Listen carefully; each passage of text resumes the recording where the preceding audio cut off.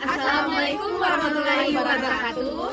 Perkenalkan, kami dari kelompok 8 akan membuat video penyuluhan hukum mengenai kekerasan seksual di lingkungan kampus. Halo teman-teman, kali ini kita akan membahas topik yang sangat penting, yaitu kekerasan seksual di lingkungan kampus. Mungkin kita sering mendengar istilah ini, tapi apa sih sebenarnya yang dimaksud dengan kekerasan seksual? Nah, menurut Permendikbudristek nomor 55 tahun 2024, kekerasan seksual adalah setiap perbuatan yang merendahkan, menghina, melecehkan, dan menyerang tubuh atau fungsi reproduksi seseorang yang terjadi karena ketimpangan relasi kuasa dan gender. Nah, perbuatan ini dapat mengakibatkan penderitaan fisik maupun psikis, termasuk yang mengganggu fungsi reproduksi seseorang serta hilangnya kesempatan untuk melaksanakan pendidikan dan pekerjaan dengan aman dan optimal. Menurut Undang-Undang Tindak Pidana Kekerasan Seksual, terdapat 9 jenis tindak pidana kekerasan seksual. Yang pertama, pelecehan seksual non-fisik. Yang kedua, pelecehan seksual fisik.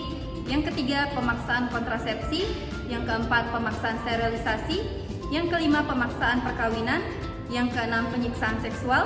Yang ketujuh, eksploitasi seksual. Yang kedelapan, perbudakan seksual.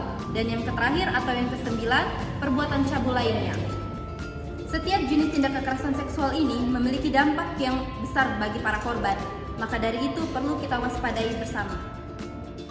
Apa yang dilarang dan sanksi berdasarkan Permendikbudristek nomor 55 tahun 2024. Permendikbudristek nomor 55 tahun 2024 mengatur larangan-larangan terkait kekerasan seksual di lingkungan perguruan tinggi. Beberapa hal yang dilarang antara lain, yang pertama, pelecehan seksual, baik secara verbal maupun secara non-verbal. Yang kedua, pemaksaan hubungan seksual tanpa persetujuan korban. Yang ketiga, pemaksaan penggunaan kontrasepsi atau melakukan aborsi tanpa persetujuan korban. Dan yang keempat, pencabulan dan perbuatan cabul lainnya yang merendahkan martabat seseorang.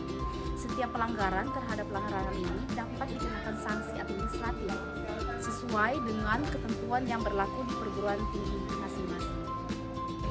Selain sanksi administratif, pelaku kekerasan seksual juga dapat dikenakan sanksi pidana berdasarkan Undang-Undang TPKS.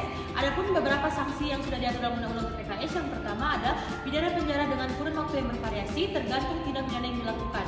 Yang kedua ada denda yang harus dibayar oleh pelaku. Yang ketiga ada restitusi atau pemulihan pembayaran untuk korban. Jadi semua sanksi ini bertujuan untuk memberikan efek jerah kepada pelaku dan melindungi hak-hak bagi para semua korban kekerasan seksual. Baik, selanjutnya upaya pencegahan di kampus.